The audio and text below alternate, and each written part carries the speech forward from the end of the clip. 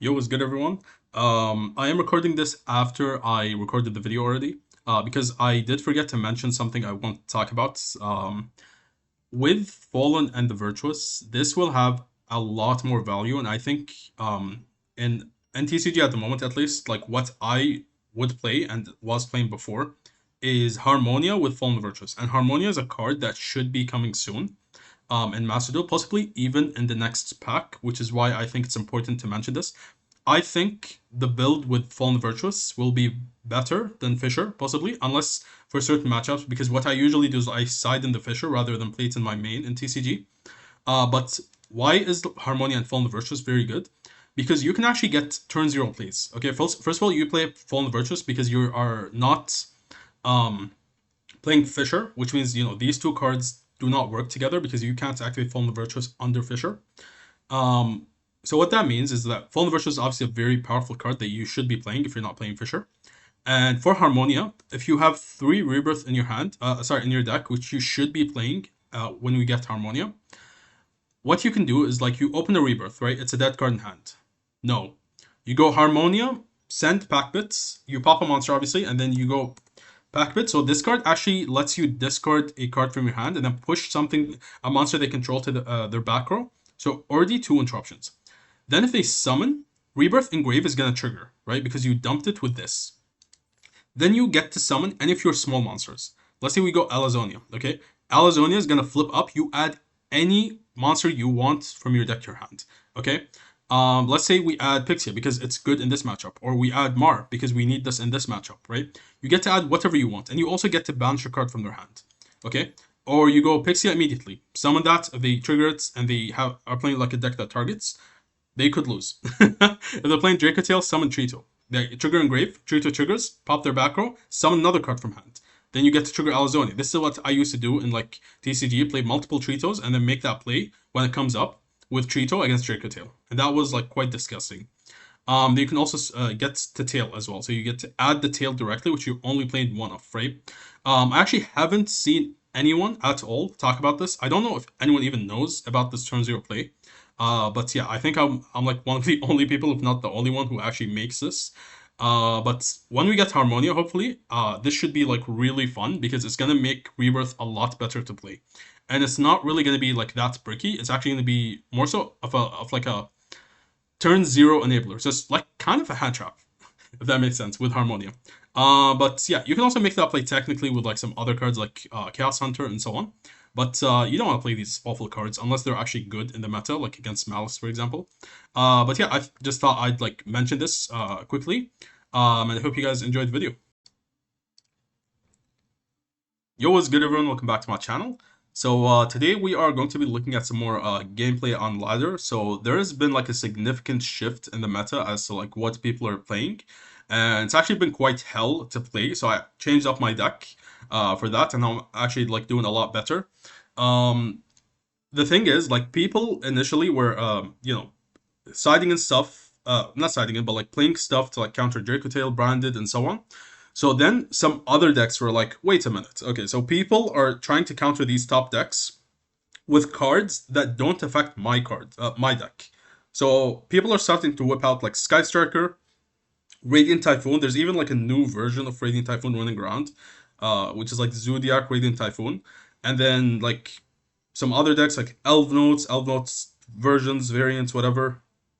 And it's actually been hell because like these are all like super combo decks and they put up a lot of negates, right?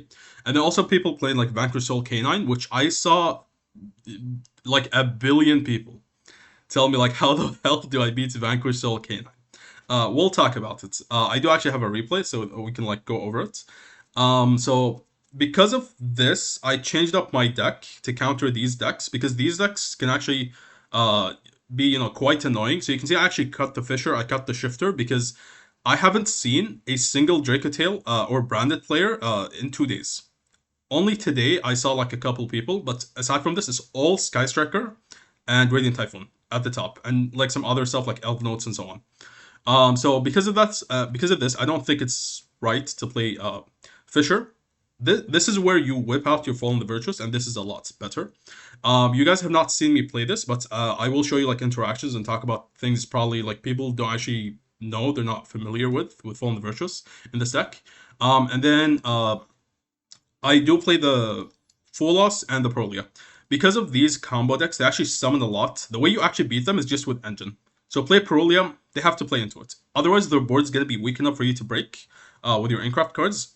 And if they play into it, they lose to your Engine. Because if you have multiple Mars, multiple Atels, Tail, Pixia, all of these, they will never be able to do anything.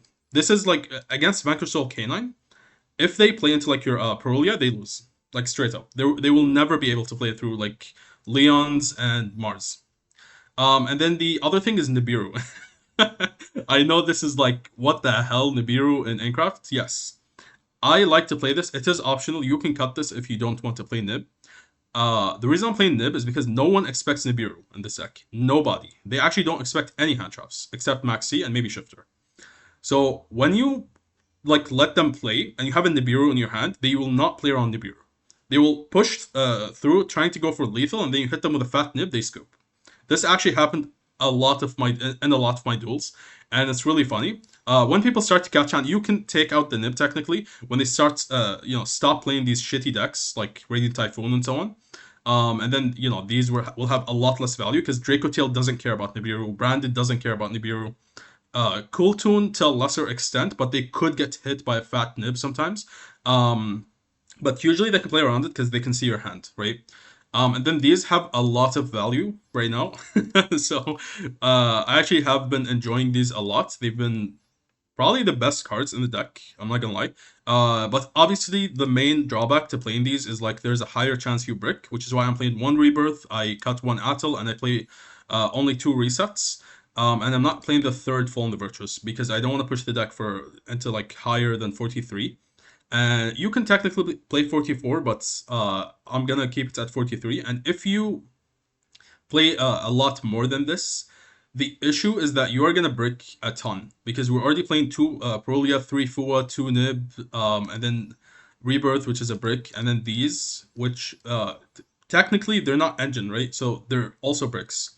And then you also have like the big monsters, which are all bricks on their own. You need like the small monsters. You can bump up Trito to like 3, but you have to cut a couple of cards, I would say. And because we're playing Fallen Virtuous, we have to play an extra deck.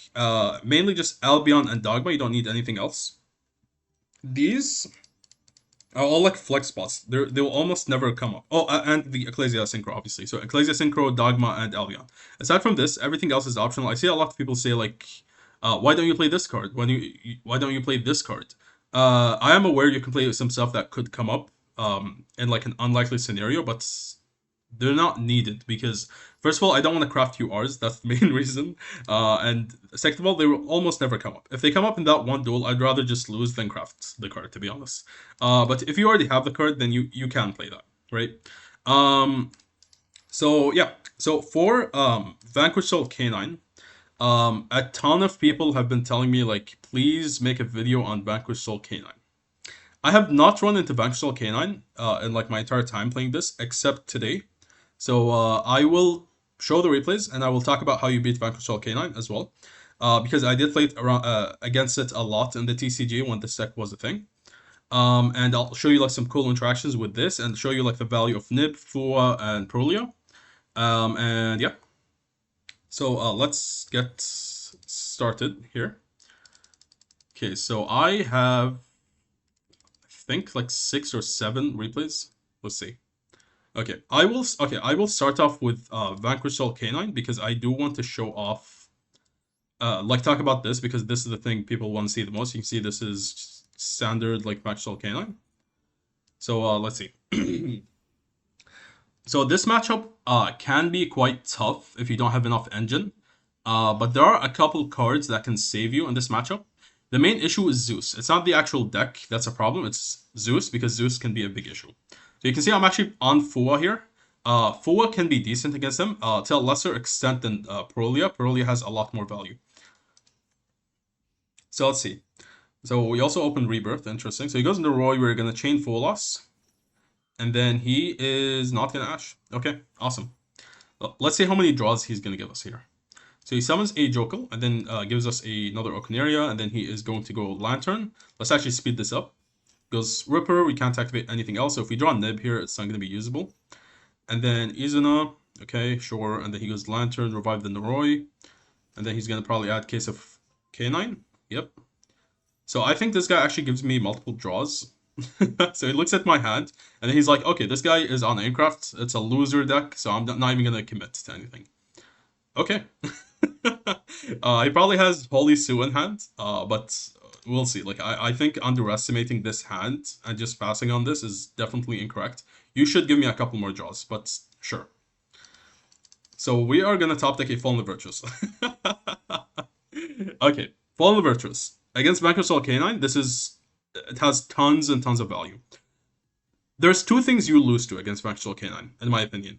One of them being the K9 X Liberation, because the pop, non-targeting pop, actually does not trigger the tail.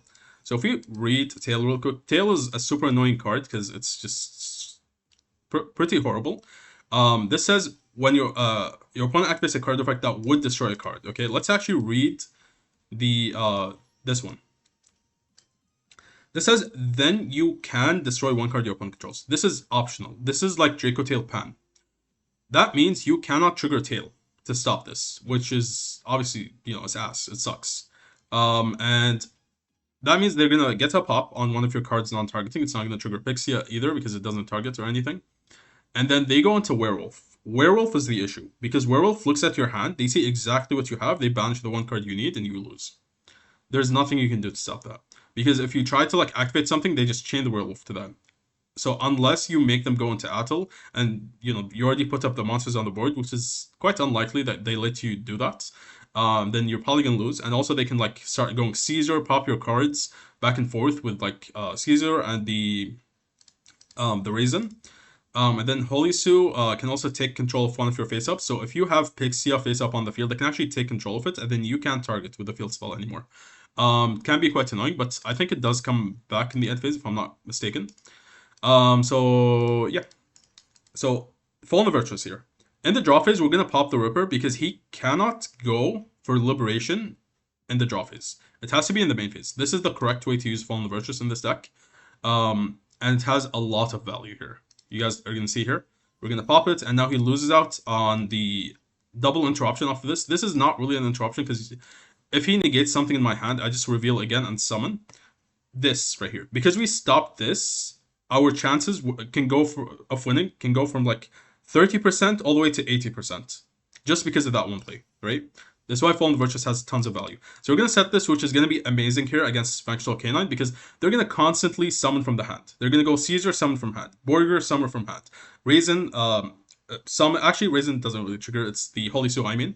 Holy Sue is going to trigger from hand to summon, and then that's also going to trigger the Orgio. And Izuna is also going to trigger it. There's millions of cards that trigger this card, and this is going to also pop their cards, which is very important. In this case, I'm going second, but I'm also going to talk about going first after the duel. So we're going to place this, and then we're going to go Okinaria. Also, this is for hand traps if they have Ash Blossom. So then we are going to summon. And then Mar is going to check a Holy Sue if they summon it. Scaleba Trito, he's not really chaining anything here. Not going for Izuna. I think he's just... He doesn't want to play into anything here. So we're going to go Rebirth, and then we're going to shuffle all three because I have Release in hand. So you can see we actually draw into... Nice. We draw into Atl here. We get Tromeria, which doesn't really matter because I already have Release. In this case, here's the thing. I could have done this, and I was thinking about doing it, but I thought there is no reason because I already have Rebirth. But if you want, what you can do here is, first of all, search the final monster that you want, which would be like a Tromeria or Alizonia. Alizonia is insane against them, okay? Tromeria is okay, it's not insane, like this one and the Orgio. This, being able to snipe cards from their hand, is what's gonna win you the duel in a lot of scenarios, because this can snipe their attribute that they need. And if you trigger this multiple times, it's just GG's. They actually cannot play after that. And this paired up with Leon, constantly spinning back their cards, this is going to be disgusting, right? And then the Rebirth plus Mar flipping them face down, that's going to stop a Zeus play. This also stops Zeus, okay? You get to pop their Xyz, and then it's going to stop Zeus. Fallen the Virtuous stops Zeus. So there's a lot of cards you can actually stop Zeus with if you play correctly. And then once you stop the Zeus, the only thing that they can actually push with any after that is K9. The issue is never Vexel, it's actually K9. So if you stop the K9 side, you should be fine. So what I can do here is I can go release, scale the tail, because I only play one, and then I can spin it back with a field spell. If I want to, right? But in this case, I don't want to. And this is also another way to quickly search your Atoll if you want it guaranteed. I actually don't see a lot of people do this, except if they're under Joel, because that is like what I usually say, the best way to play under Joel. Because if we were under Joel, he would just scale it and then we spin it back. But even if you're not under Joel, you can still make that play. So I'm going to go Leon here, and then we are going to summon the Elazonia, and then summon the Leon, and then we can pass here on this. So we go battle phase, we pop the Lantern, and this should be enough. So we have Atoll in case he goes for Chilling 3 or higher. If he does that, he most likely just loses on the spot, because this is going to destroy, not only negate. So if he activates like Izuna in hand or something, it's going to destroy it. Loses an attribute, plus loses the plays, and then Mar flips everything face down, pop, and then we also have resets to double flip down this and this, or the Leon and the Orgia. So he's actually in a horrible spot. And very important thing, okay? Do not forget about this. Keep one card in hand or 0 cards in hand, so they can't normal summon their monsters like Noroi and Jokel and Lantern and so on. Okay? Now this will be activatable for them still after, because these are mandatory adds, but at the start, do not make it activatable by having multiple cards in hand, which is why it's important to actually scale these and just keep one in hand here. Then we're going to start the Fallen the Virtuous, and this should be fine. Against Maxwell K9, this is actually like really hard to break. They're going to have a very tough time. Look at this. So he's going to go Jokel, right? We go Orgia, trigger. And then now he has to respond to the Orgia if he activates the Izuna. So let's see what happens. Also, if he doesn't activate the Izuna, that's fine. I'm going to trigger my Rebirth. And then Rebirth is going to flip up the Mar, and then we can flip all of these face down. So he triggers it. So now what I can do is I could pass on Rebirth, but I choose to actually do this because I wanted to save the Leon for the Alazonia here. He has 3 monsters, which is a lot. So I'm going to flip him down early. And then if he chains to the Mar, I can go Leon. Does that make sense? So he's going to get flipped face down here, and I can just go Atoll here as well. So we spin this back to the hand, and then he is going to get flipped face down. Let's see what he does. He just skips here. Yep. Holy Sue would have been completely fine as well. But yeah, and we have Fallen the Virtuous, so I would let him go Xyz and go Battle Phase, and then I will pop him with the Fallen the Virtuous. So he never actually like stood a chance there. You can see like the value that like Fua had. Even though he looked at the hand, he should have committed a little more. But would it have made a difference? Probably not. It's only going to give me like more draws. And my top deck was Fallen Virtuous, right? So you can see like once we stop that, like he's cooked. And then this guy is also on Baxter K9. So let's see what he's gonna do here. We have a Nibiru, but Nib is actually dead here because he's gonna go Ripper before the 5th summon. These 2 players are the only Baxter K9 players that I ran into. Now let's just pause for a second. If you go first against Baxter K9, how do you like beat them?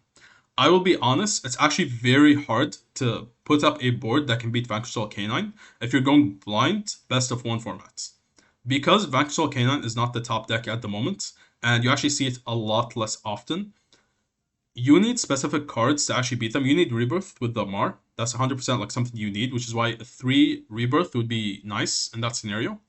Unless like you set Orgia, they trigger Izuna or Holy Sue on turn 0. And they actually play into your Orgia, and then you can hard search the Rebirth, which can happen sometimes. But you need the Orgia, and you need basically like a similar board that we just put up. And this is not like a typical board you would go for, because you want Pixia on your end board, usually. And the Alazon is decent, but it's not for all decks, right? You need Tromeria for other decks mainly. So it's not something that you can like always play around, like Vanquished K9 being like going second. So it's actually quite hard. What I would recommend is play Fallen the Virtuous. Fallen the Virtuous is gonna give you a lot of value right now. And then, if people stop playing these and they go actually back to branded Draco Tail, then you can switch back to Fisher. But right now, I think Fallen Virtuous has a lot of value, and this is the best advice I can give you for Vanquishal K9. Because being able to just like pop the Xyz, they will never be able to go into Zeus. And if they can't go Zeus, the other plays are definitely stuff you can play around. Because they're all gonna trigger your cards, right? So, and obviously like play for Wolos and the Prolia because they will be able to stop their stuff. Not if you go first, but go in second. So in this case, if this was a third Prolia instead of a second Nib, he would have to play hard into it, giving me tons of draws, and he would lose. Because my hand already looks decent here. So this guy is going to go into Nash Knight, and then he is going to... Okay, he doesn't put up a full Vanquishal K9 board, actually. I think he just ends on this. Okay. Yep. Again, Vanquishal K9 is actually a little weaker. It's because I think they have some hits, and they're not actually doing that great at the moment. So we're going to immediately set Tromeria for the Werewolf. So Werewolf is a problem, okay? So we're going to attempt to play around it. So we're going to summon Leon, and then he lets me summon... Okay. When I see this, he lets me summon everything. This tells me he has Droll and Lockbird, probably.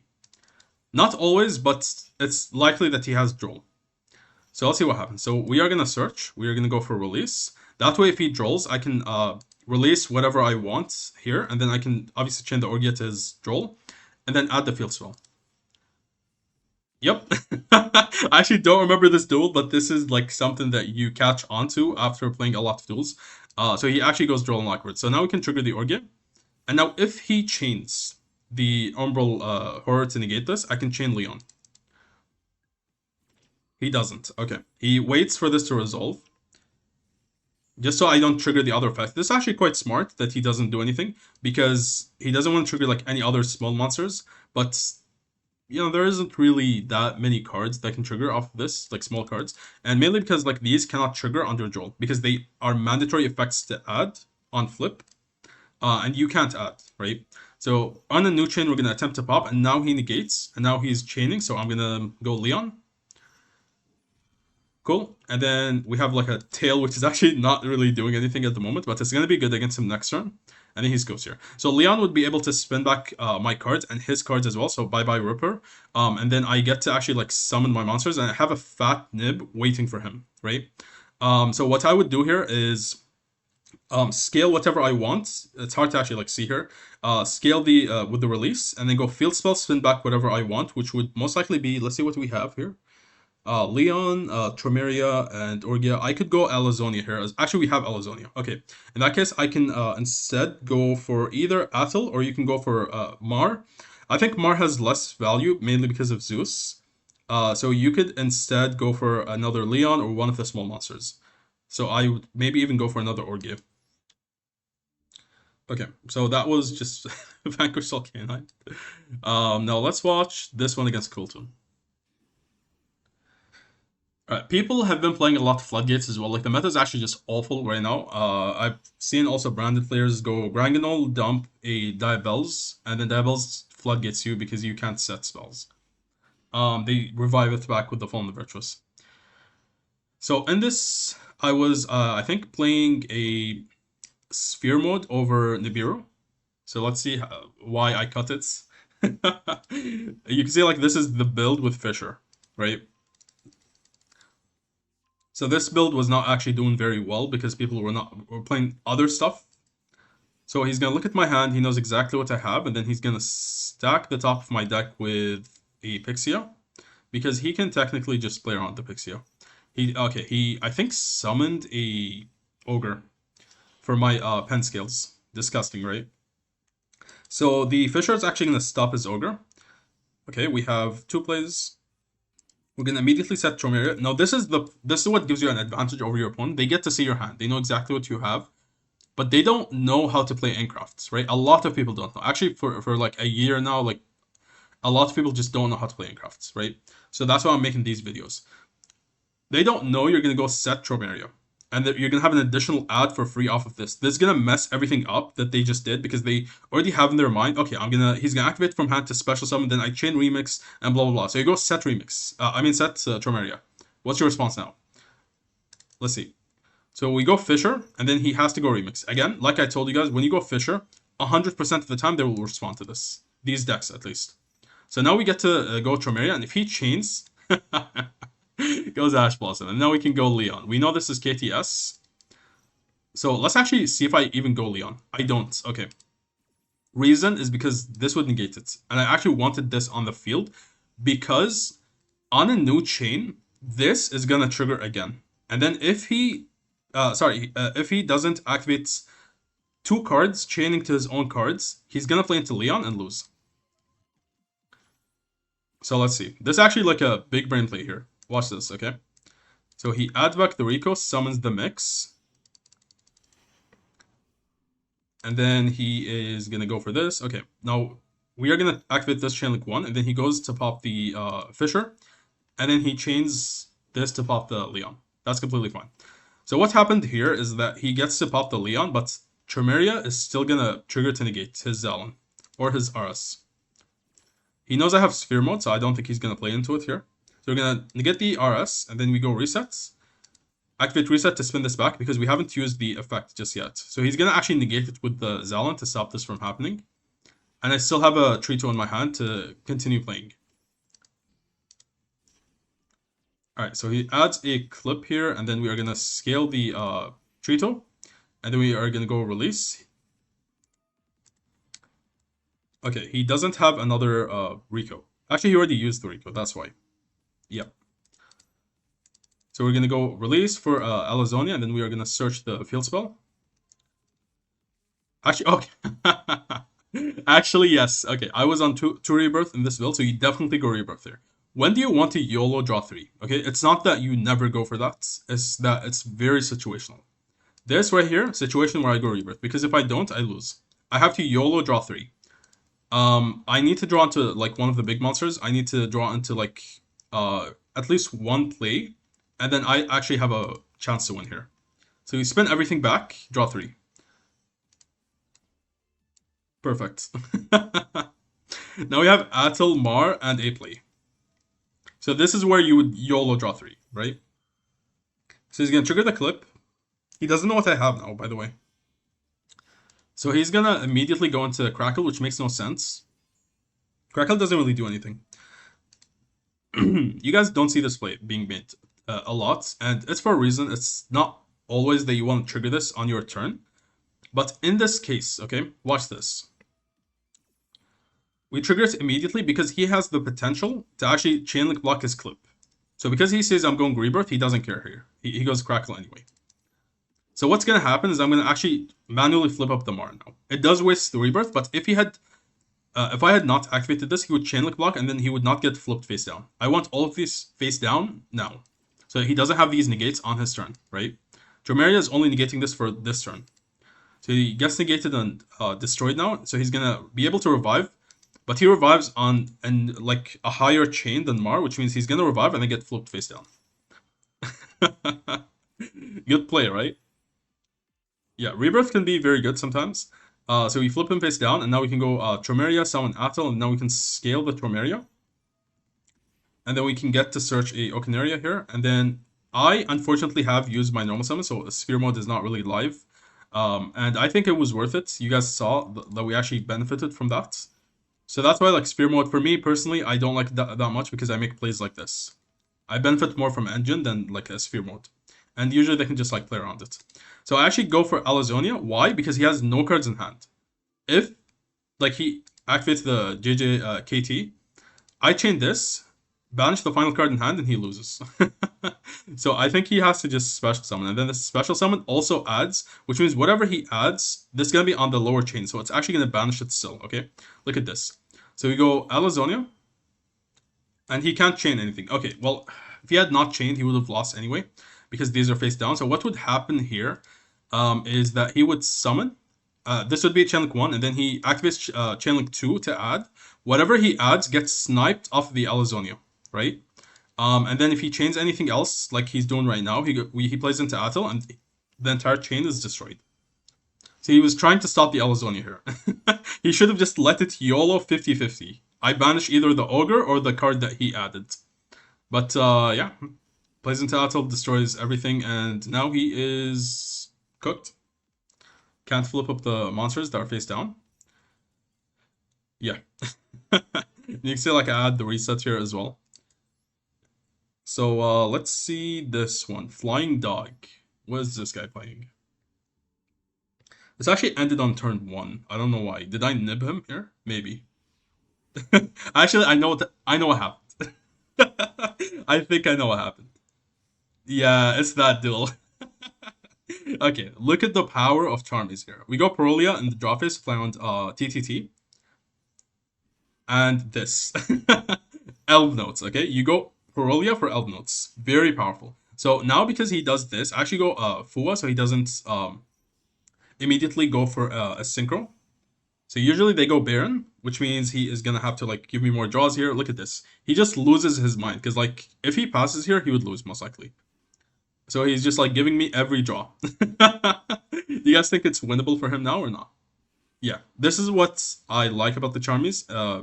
I am choosing to go second every duel, by the way. I need to make that very clear. If I go first, I brick on the Charmies, I most likely lose. So although there is a potential that you brick, yes, but there's also a high chance that you also draw your Charmies, so that you're able to actually play going second. And you have Fallen Virtuous and stuff. Also, on my turn, I can immediately activate Perolia. So that if he summon, he most likely would summon one from hand at least, which is gonna trigger it.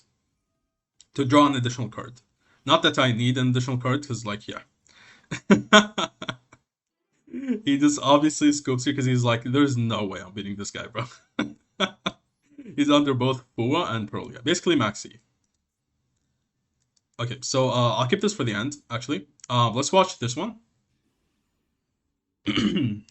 So what was... Oh, this guy was on the rock deck. What's it called? I forgot what it's called. Let's see. So I actually go first in this duel. Luckily we don't break, thank God. He goes full loss, that's fine. We don't play into Fua.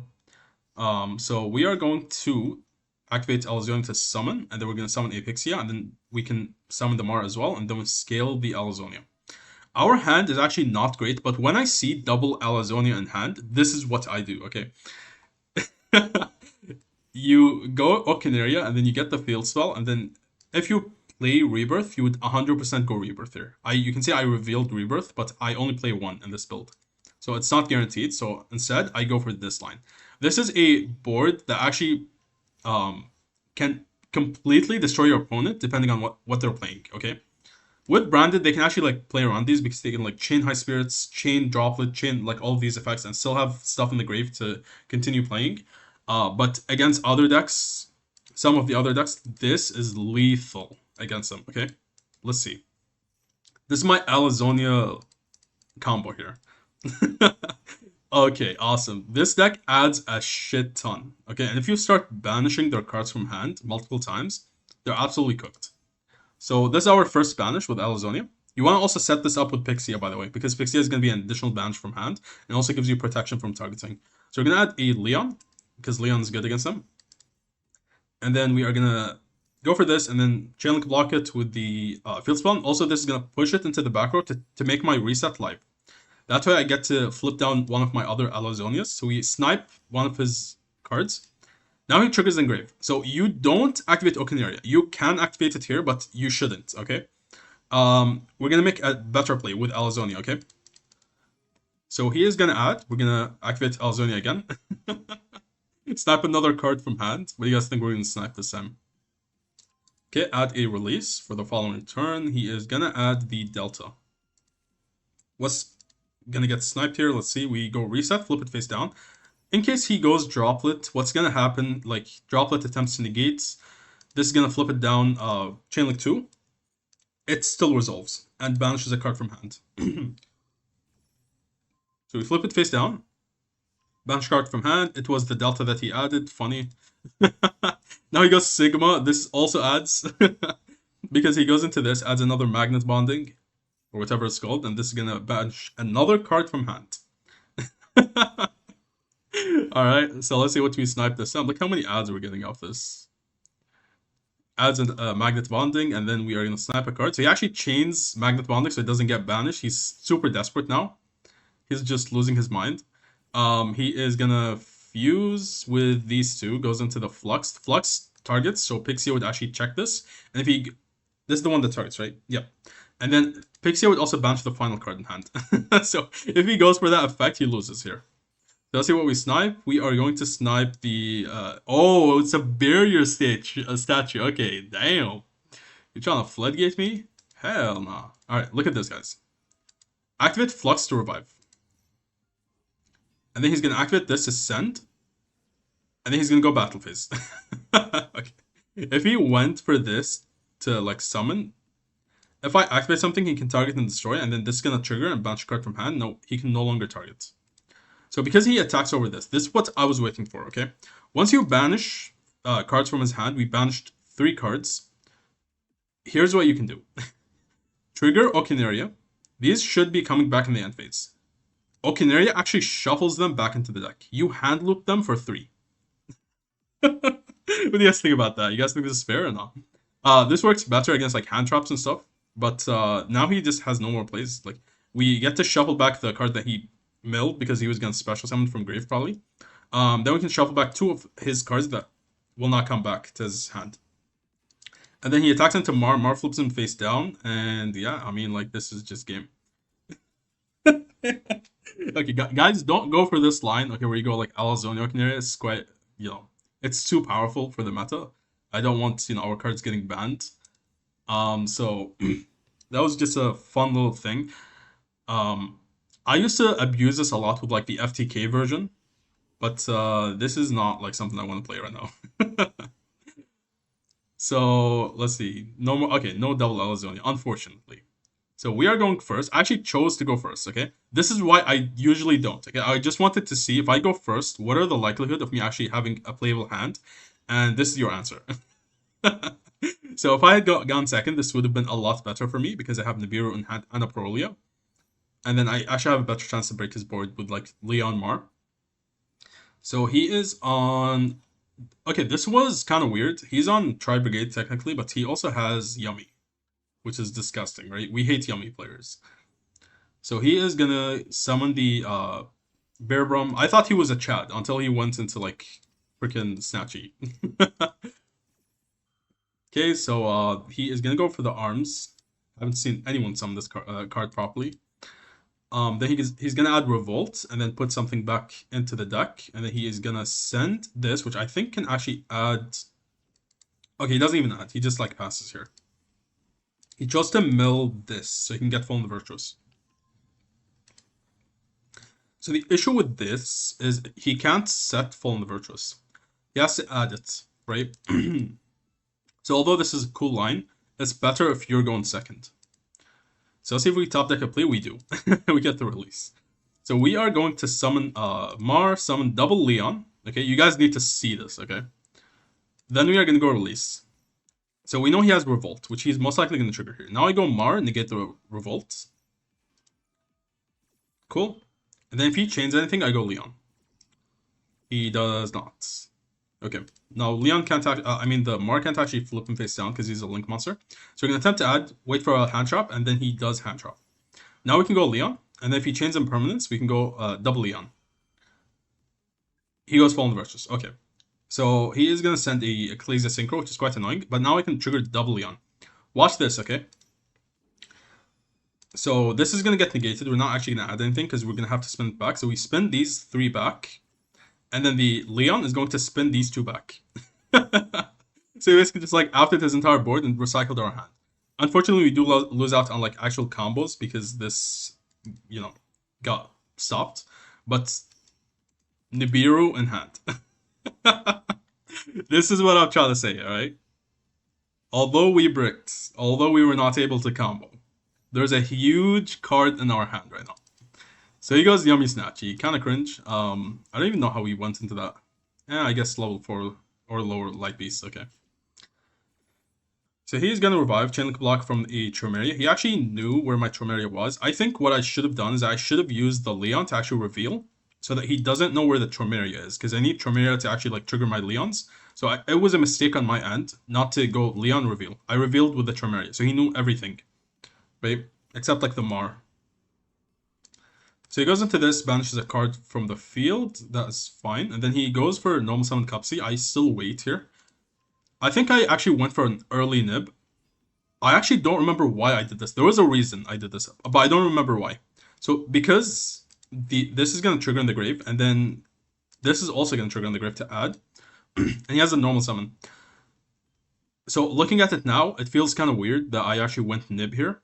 But there was 100% a reason, because I was aware that these were going to trigger. I just can't remember why. Why did I nib him here? Nib. Why? I don't actually remember why. But there was definitely a reason for this. Alright, if you guys can see it, let me know, because I can't remember right now. So we're going to nib him here, and then these are going to trigger. And he has a token, and then he can still go revive. Sorry, like normal summon, and then he goes into another Snatchy, and it goes Minion, revive, and then he goes into the Synchro. Yep. And let's see what he does after. He goes Linkuriboh. That's fine. Revive, and then he goes... Oh, not Snatchy. I mean, yeah, Link 1, and then revives. Goes into Cupsy, adds 2 cards. Adds a Lolipo, which already special summoned. Oh, actually, it might have been because of the special summons, because he already used, like, the special summons. I don't remember. He already used this one, but he hasn't used Cupsy. But he has used... Oh, he has used this one, but not, like, the other one. They're all called Cupsy? What the hell? Cookie, yep. Okay. I think it might have been due to that. But you can see, like, he actually skips. He has no plays here. Nibiru stole that duel. Alright, let's watch this one. So I actually lose this duel, but I wanted to show because there was some cool interactions that we can talk about. And I mean, the duel was not really fair because, like, you know, when you have a full board and you stack a Maxi or Joel on top of that, that's not okay. In this case, you can see, like, he's playing, like, Kewl Tune. So it's fair for him to get Max Seed. Because he's gonna look at my hand, right? It's unfair. He's gonna know everything. So Maxi is fair. Alright, so this is gonna keep him in check here. So he goes into the rotary. He's still gonna give us 2 draws because he wants to look at the hand and stack. Okay, so he's gonna reveal double Tremeria and then stack a Tremeria on top. That is fine. It's not a big issue here. Okay, technically we should win with this hand, right? Yeah, this should be a win. But let's see what happens. Set Tremeria, reveal the tail, and then he is gonna go Kewl Tune Synchro, chain Tremeria to add. And I'm waiting for an Ash Blossom. He goes Imperm. Alright, sure. Go ahead. Now, the thing about this is... Imperm, I haven't actually seen that many players play Imperm.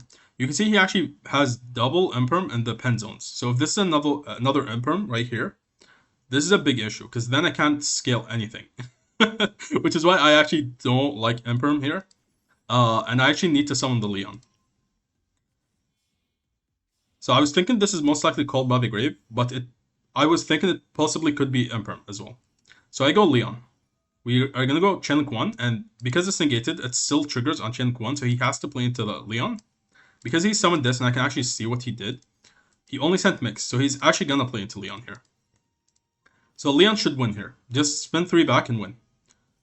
Let's see what happens. He goes Leon. Another Impermanence. Okay, bro. Alright, we can still play, it's completely fine. We should still win this. Again, like, the non-engine is really annoying here. Just having to, like, open all of this non-engine on top of your board is ridiculous. So now we can go Rebirth. We set the Pixia just in case he has a Veiler or something. And then we are gonna do this. And then draw 2. What do you guys think is gonna happen here?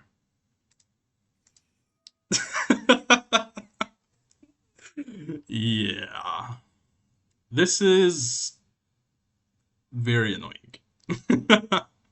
Mainly because it's not even like I can play through Joel, okay? If our effect still triggered, right? If he did not have the second Imperm, he would have lost, even through Joel. So he basically had like the perfect 3 cards here to actually beat us, which is double Imperm to stop the Tremeria, and then also 1 to stop the Leon, which would have spun everything back, so he has no interruptions after that. just Droll and Lockbird, which we 100% beat Droll with these two, right? But now the issue is he goes Kewl Tune Synchro as well, right? So he has plays on top of Droll. And I can't trigger my small monsters. So I can't actually, like, summon this, and then he goes to, like, clip to special summon, and then I chain this. I can't do that anymore. None of these can be triggered. So I'm actually in a spot where I just can't win anymore because of the Droll. Yeah. I really wish they would just ban Maxi and Droll. I think that would be very healthy for the game. These cards are not like cards that should exist. They're just unfun to play against. It's just like an FTK, basically. It's no different than that. So he goes for Zalin. I actually scale Mar because he's going to pop whatever I scale. Initially, I was attempting to scale, like, I think a Leon. But he goes for Rico, so he's going to pop it. Doesn't matter. Spins back my Pixia. Okay. And then we go Okneria. He goes Clip to pop it. I revealed the weakest monster because although this is decent, I think Tromeria has more value at the moment.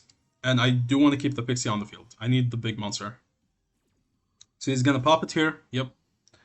And then he goes into, like, RS, maybe? Nope. Back to back. Now I actually can't beat back to back.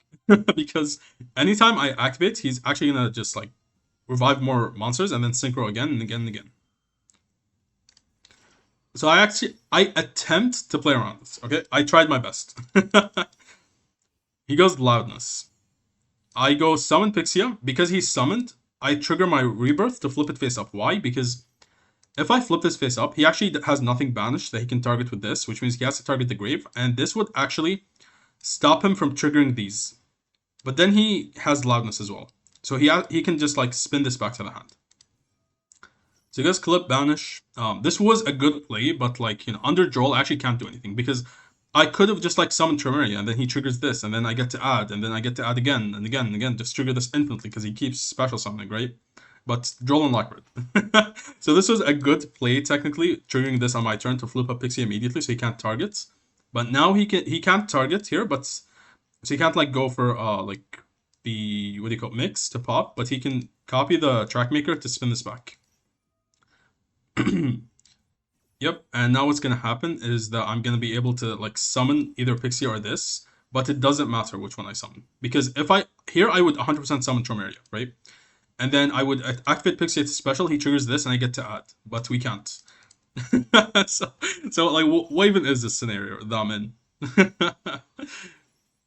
And he can add from the grave, of course, because Kewl Tune is a balanced deck here.